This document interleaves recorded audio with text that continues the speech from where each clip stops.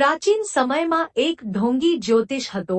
તે ગામના લોકો સામે મોટો જ્યોતિષ બનવાનો ઢોંગ કરતો હતો।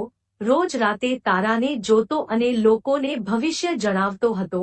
જ્યોતિષ લોકોને કહેતો હતો કે મને તારાની ભાષા વાંચતા આવડે છે। તારા આપણું ભવિષ્ય જણાવે છે, એટલે હું તેમને જોતો રહું છું। ગામના લોકો પણ તેની વાતો ઉપર વિશ્વાસ કરી લેતા હતા। એક દિવસ રાતના સમયે તે તારાને જોઈને ક્યાંક જઈ રહ્યો હતો। તેનું સંપૂર્ણ ધ્યાન તારા ઉપર જ હતું। ત્યારે અચાનક તે પડી ગયો। ત્યાં કાદવ હતું। કાદવમાં લપસીને જ્યોતિષ એક મોટા ખાડા સુધી પહોંચી ગયો। હવે તે ખાડામાંથી બહાર આવવાની કોશિશ કરવા લાગ્યો, પરંતુ ખાડો થોડો ઊંડો હતો। કાદવના કારણે તે વ્યક્તિ બહાર આવી શક્યો નહીં। અનેક કોશિશ પછી પણ જ્યારે તે કાદવમાંથી બહાર આવી શક્યો નહીં ત્યારે તેણે ગામના લોકોને અવાજ કર્યો।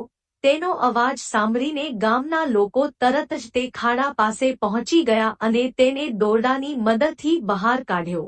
ગામના લોકો જ્યોતિષની આદત જાણતા હતા કે તે તારાને જોઈને જ ચાલી રહ્યો હશે, ત્યારે જ આ ખાડામાં પડ્યો છે।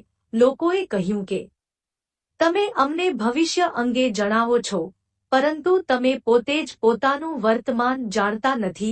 તમને એ વાતની પણ જાણ નથી કે તમારા પગ નીચે શું છે, ભવિષ્યમાં શું થશે।